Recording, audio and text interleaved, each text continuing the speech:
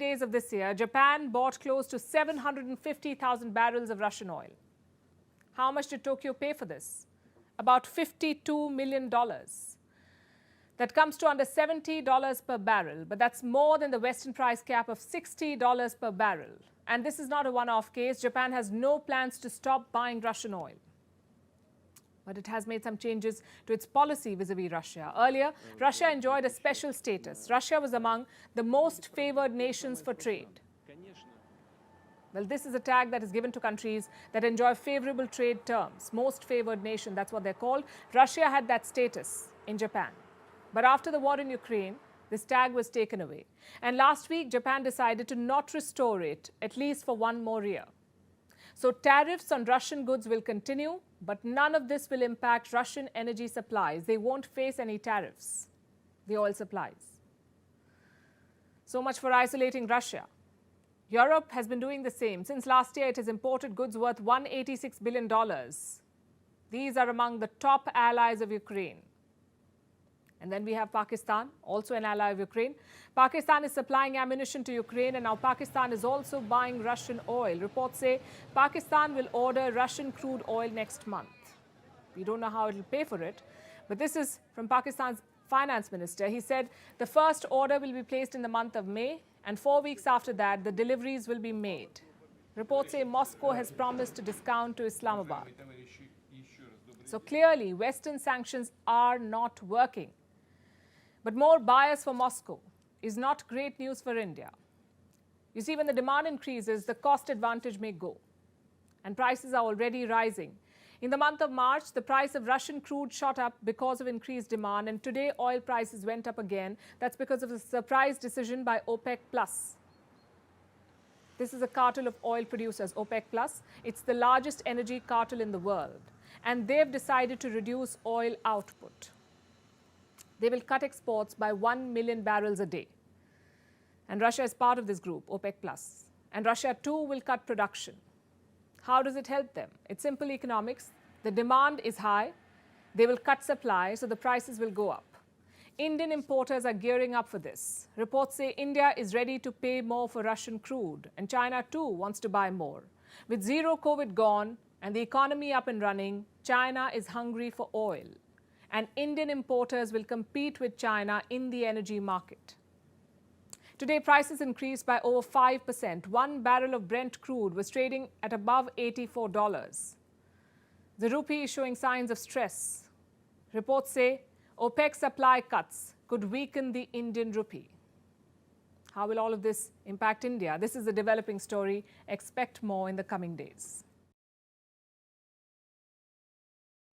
Meanwhile, the downfall of the dollar remains work in progress. The US dollar is facing a backlash. We told you about this last week. We got a lot of positive feedback on that story, so thanks for that. Tonight, we'll bring you the second part of our story.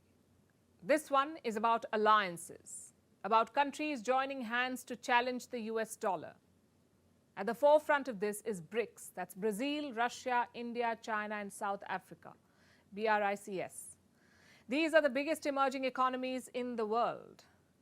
BRICS represents 41% of the world's population, 24% of the world's GDP, and more than 16% of the world's trade. Now, Russia thinks that BRICS should do more, so it has floated the idea of a common currency. The first indication came in January. Russia's foreign minister had issued a statement then. I have a copy with me. This is what Sergei Lavrov said. Serious, self-respecting countries are well aware of what is at stake and want to create their own mechanisms to ensure sustainable development. It is in this direction that the initiatives that have been voiced recently about the need to think about creating our own currencies within the framework of BRICS. This was about 3 months ago. The idea is now gathering steam. Reports say they're working on a proposal which is likely to be taken up in August. That's when the BRICS summit will be held in South Africa. Russia has been pushing for this since last year. The Russian president backs the idea. Last year he said, and I'm quoting, "The matter of creating the international reserve currency based on the basket of currencies of our countries is under review." Russia has its own reasons to push for this. It is under Western sanctions. Its access to the global banking system has been limited. It cannot use the US dollar freely, so it is pushing for a new global reserve currency. And the other members of BRICS seem open to the idea. They too want to challenge the dollar's hegemony. How will this happen? A Russian lawmaker shared the way forward. His name is Alexander Babakov. He is the deputy chairman of Russia's State Duma. That's the lower house of the Russian parliament. Here's what Babakov said, and I'm quoting. The transition to settlements in national currencies is the first step. The next one is to provide the circulation of digital or any other form of a fundamentally new currency in the nearest future. So that is the way forward. And some of this is already happening, like the settlement of trade in national currencies. India has an agreement with Russia. It's called the Rupee-Ruble Trade Mechanism. India pays for Russian goods in rupees and Russia earns in rubles. They do this with the help of special Vostro accounts, and this has led to a boost in bilateral trade. There was a lot of discontent among Asian nations. They thought some of the IMF's demands were unfair, and that's when the idea of an Asian Monetary Fund was born. It was supposed to be a counter to the IMF, an institution to help Asian countries overcome financial challenges. But the idea never really took off. The proposal led to disagreements between Japan and the US. The US pushed back hard against the idea. No prizes for guessing why.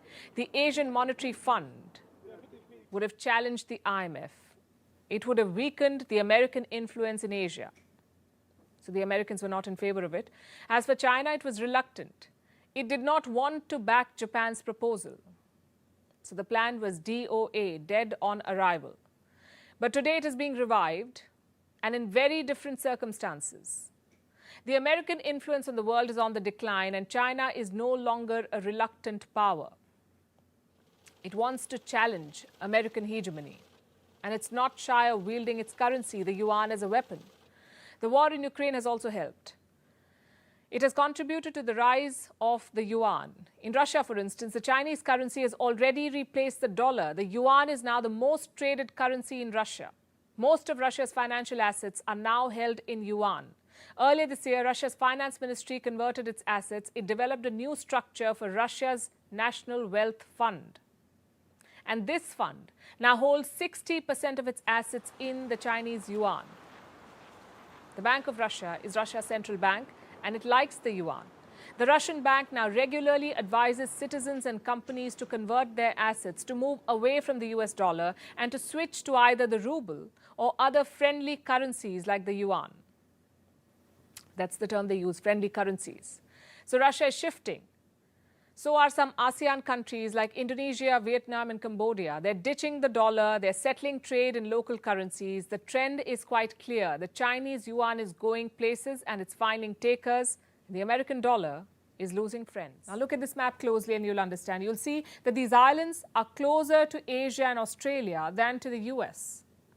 So how does the US dominate the region? With the help of military bases. The Americans have a naval base in Guam. What is Guam? For all intents and purposes, Guam is an American colony in the Pacific. It sits on a vantage point. It has a strategic location, and this helps the US extend influence over the Pacific Islands. Also, it brings the Americans within striking distance of China, and China is very aware of that fact. So over the years, China has tried to wean away these islands from the US. It uses money, threats and bribery and everything in between to sway the islands. And China's moves have been working. Case in point, the Solomon Islands. That's another Pacific country. In 2019, it officially established diplomatic relations with China. And by 2022, it had signed a draft security pact with China. Beijing has also been pumping in millions into the island nation. It has been sending companies like Huawei to build telecom infrastructure. That's standard Chinese debt trap diplomacy, and the result is this. Last August, the Solomon Islands did not let an American and British ship dock at their ports. This was a clear sign of shifting allegiances. The US has woken up to the danger. It reopened its embassy in the Solomon Islands earlier this year. This was done after a gap of about 30 years. And this is what the White House had to say about it. So I'm here to discuss with the president and other members of his team our desire to maintain close relations with the Solomons. We've quietly underscored that there are a few areas that we would have concerns by if, for instance, the Solomons chose to work in a manner that would encourage or support military power projection in the region. We think those steps would be unwelcome, not just to the United States, but for other countries in the Indo-Pacific. So look, we're working closely. We're working closely with all the countries in the Pacific. We recognize the challenges, but we're here to continue dialogue. Coming back to Vanuatu, a similar game is being played on the island. China and the US are trying to one-up each other. Biden has promised millions to the entire region. This includes Vanuatu and other nations like the Marshall Islands and Micronesia.